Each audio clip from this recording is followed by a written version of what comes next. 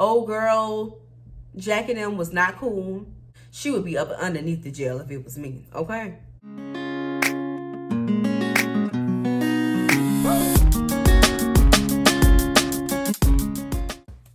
Hello everybody and welcome back to Dear Ashley Grace. I am Ashley Grace.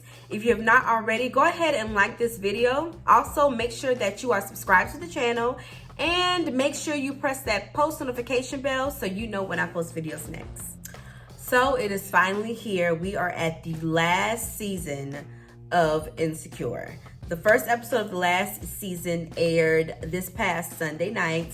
And as opposed to everybody else that I've seen, I'm pretty excited about this being the last season. I think that it's going to be leaving on a high note. You definitely don't want to have a show on too long past its due point. And I think it's going to be a pretty good season just based off of the first episode. So what I'm enjoying about the season so far from the first episode is just the evolution of the characters, from their growth to their appearance to just their overall thinking about life. You can definitely see the gradual progression in everyone's individual characters, and I think it's pretty awesome. So the episode was great all in all. The biggest highlight for me and the takeaway for me, other than old girl sticking them up and stealing their stuff, was the idea of not having it all together by a certain point in your time. Issa is invited to talk on a panel at the college reunion, and it's basically a panel of entrepreneurs, and she has her new business with her company Block, which was the block party that she put together, and she started a company out of it. And as the panel host is asking all the questions of the panelists about their businesses and how they got to their point, she's starting to second guess herself by the answers that the other people are giving.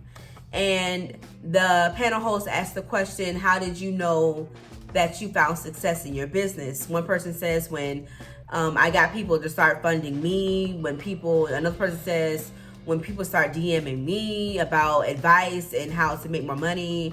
And then the last girl says, when she was finally able to quit her job and really just pay her bills with her business. And Issa was like, I haven't reached that point yet. My business is fairly new and I'm still working a 9 to 5, and I may wake up tomorrow, I may not want to do this. And the host, says, well, at least I work a 9 to 5. Well, thank God I work a 9 to 5. And that's kind of the biggest takeaway I got from this episode, was the intentions that people have when they're starting businesses and what people deem as being successful. So to me, you can be an entrepreneur and have a 9 to 5 or gig work at the same time. I don't think it's smart to just put all your eggs in one basket. Meaning that, yes, start that business. Go ahead and start that business. But make sure that you have something to also pay your bills while you're getting your business off the ground. And I feel like even in that is success. No, you're not able to pay your bills or fully support yourself off of your passion or your entrepreneurship, but you've started the business. You've gotten it off the ground. That's the biggest move. That's the biggest accomplishment. Everybody wants to be able to just solely rely on their business and their entrepreneurship, but it doesn't always happen like that for everybody quickly. And it may take a while. And I felt Issa in that, because with me, I am also an entrepreneur. I started my own business as well, but I also still work a 9 to 5 while my business is still growing. And that's okay. I can still call myself an entrepreneur. And I think that's the difference. People think that just because you work a regular job and you have a business that you can't call yourself an entrepreneur, and you absolutely can. Just like if you're an actor and you're not in a show or in a movie or in a play right now, you're still an actor. It doesn't mean that you stop being an actor because you aren't actively working at that moment in time. That's still a profession of yours.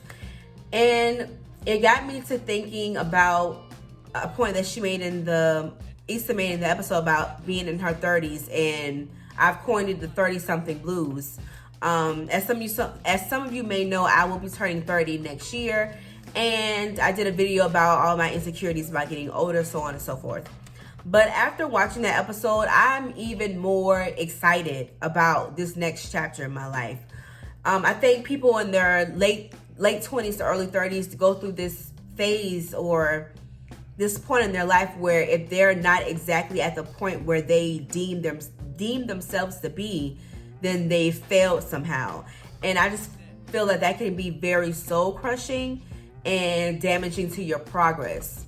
In this life, we are continuously growing and evolving. At any point in time, you could reach a downfall. Does that mean that you're supposed to stop achieving your goals because something eclipsed you in your pursuit? That's not how life works. And I really love that they highlighted that in the episode, because Issa was in this awareness of, I've started this business, but it's not where this person is, and it's not where that person is. And she was questioning like what her purpose was. And then she finally got to a point where she was just like, you know what? I just need to move forward. Like whatever it is that I want to do, I just need to move forward in that. And that's when your own personal success starts. Success is what you make it. Success is what is personal to you. And for her success is going to come by moving forward in her purpose and exactly where she needs to be.